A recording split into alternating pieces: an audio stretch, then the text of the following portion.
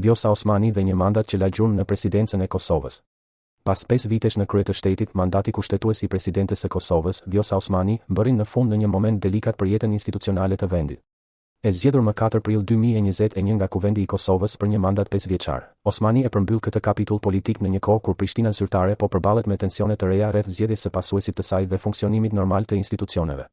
Pavarësisht këtij sfondi të trazuar, emri i Vjosa Osmanit do të mbetet i lidhur me një periudhë në të cilën presidenca e Kosovës u përpoq të ruante profil të qartë institucional, përfaqësim dinjitos ndërkombëtar dhe një gjuhë të fortë në mbrojtje të subjektivitetit shtetëror të Republikës së Kosovës.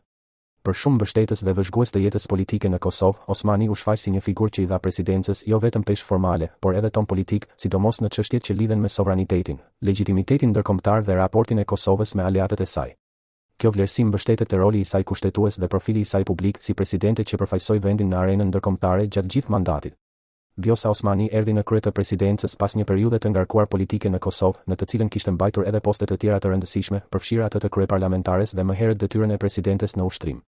Zgjedhja e saj në vitin 2020 e njëshënoi një moment me peshë në politikën kosovare, jo vetëm për shkak të profilit të saj juridik dhe politik, por edhe për faktin se ajo u bë një nga figurat më të identifikueshme të shtetit të Kosovës në raport me publikun vendas dhe partnerët ndërkombëtar.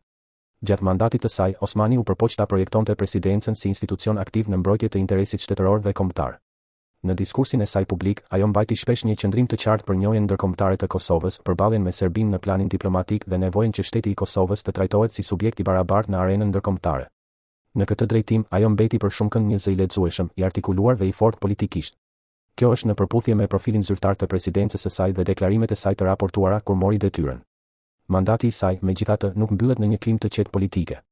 Sipas raportimeve të Reuters, përpjekjet për zgjedhjen e presidentit të ri u përfshin nga bllokime parlamentare, ndërsa vetë Osmani ndërmori hapa kushtetues që më pas u bën objekt shqyrtimi gjyqësor, duke thelluar debatin politik në vend.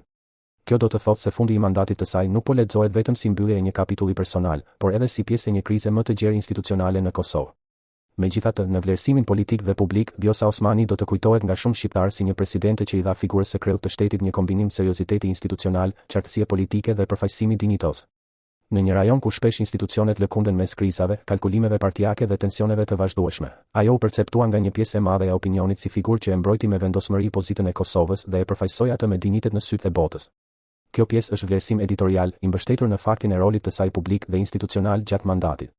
Në fund, mandatet politike gjykohen jo vetëm nga debatet e ditës, por edhe nga gjurma që lën në kulturën institucionale të një vendi. Mandati i Vjosa Osmanit mbyllet me polarizime, me përplasje politike dhe me sfida të pambyllura për Kosovën, por edhe me një trashëgimi që për shumë kënd lidhet me seriozitetin shtetëror, mbrojtjen e interesit të Kosovës dhe përfaqësimin e denjët të shqiptarëve në arenën ndërkombëtare. Që ajo mbërrin në fundin e mandatit të saj 5 vjeçar sot, më 4 prill 2026, është fakt kushtetues. Mënyra si do të mbahet mend, tashmë i takon historisë politike të Kosovës.